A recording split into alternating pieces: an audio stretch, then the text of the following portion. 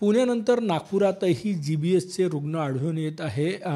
माझ्यासोबत नागपूर मेडिकलचे सुपरिटेंडंट आणि मध्य भारतातले ज्येष्ठ बालरोग तज्ज्ञ डॉक्टर अविनाश गावंडे सर आहेत. सर, तुमच्या मेडिकलमध्ये आत्तापर्यंत या महिन्यात किती रुग्ण झाले आणि एज ग्रुप किती आहे? लहान वयामध्ये होतं आहे असं कळतं आहे, काय सांगणार?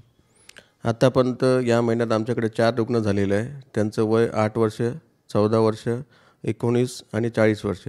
यापैकी 19 वर्षाची जी मुलगी आहे ती मागच्या 22 तारखेला डिस्चार्ज झालेली आहे आणि सध्या 3 रुग्ण ॲडमिट आहेत. त्यापैकी एक थोडंसं अत्यवस्थक असल्यामुळे व्हेंटिलेटरवर आहे. सर, हे 20च्या आतील 3 पेशंट्स आहे. तुम्ही बालरोग तज्ज्ञ पण आहात. काय कारण या विषाणूचं GBSचं आणि कशामुळे होतं आहे? गुलेनबारी सिंड्रोम हा आजार काही व्हायरल इन्फेक्शन आपल्याला होत असतात, जसं सर्दी, खोकला आणि काही लूज मोशन होणारे आजार व्हायरस आहे. ते झाल्याच्यानंतर शरीर त्याच्या अगेन्स्ट अँटीबॉडीज तयार करते, ज्याला आपण सैनिक म्हणतो, आपलं ऑटोइम्युनिटी डेव्हलप करायसाठी.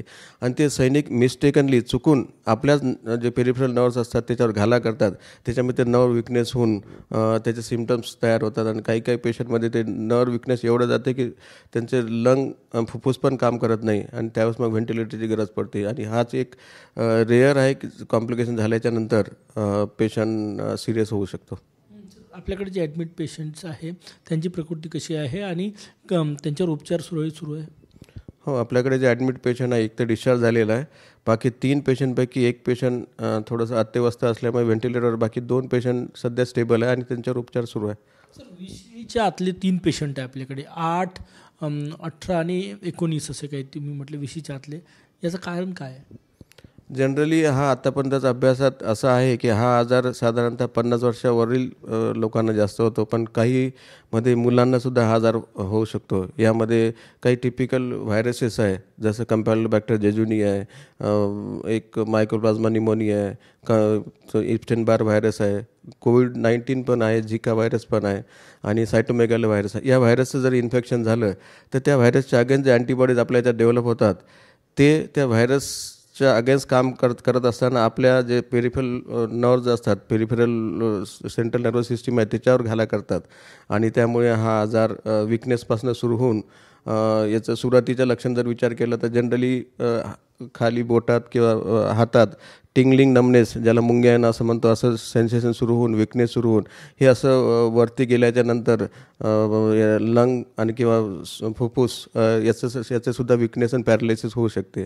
पण काही रेअर डिसीजमध्ये हे आजार चेहऱ्यापासून पण सुरू होतात, म्हणजे गिटकताना त्रास होणे, डिफिकल्टी, विकनेस राहणे किंवा डोळ्याचं विकनेस होणं आणि डोकं दुखणं, हे सुद्धा आजार काही रेअर केसेसमध्ये इथून पण सिम्पटम्स सुरू होतात.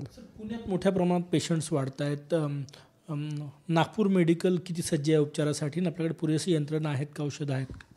हो, नागपूर मेडिकल सध्या सज्ज आहे आणि आमचे आदरणीय अधिष्ठाता डॉक्टर राजगेजबी सर यांनी सगळे व्यवस्था करून ठेवलेलं आहे. त्याच्यामुळे पेशंटसाठी नागपुरात ट्रीटमेंट अवेलेबल आहे, बेड्स अवेलेबल आहे आणि कुठे प्रॉब्लेम नाही.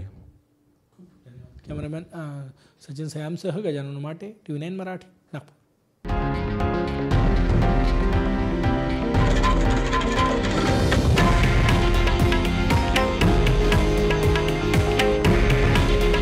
हे आहे देशातील नंबर 1 न्यूज नेटवर्क आणि आपण पाहत आहात TV9 मराठी. काळजी तुमची, हित महाराष्ट्राचं.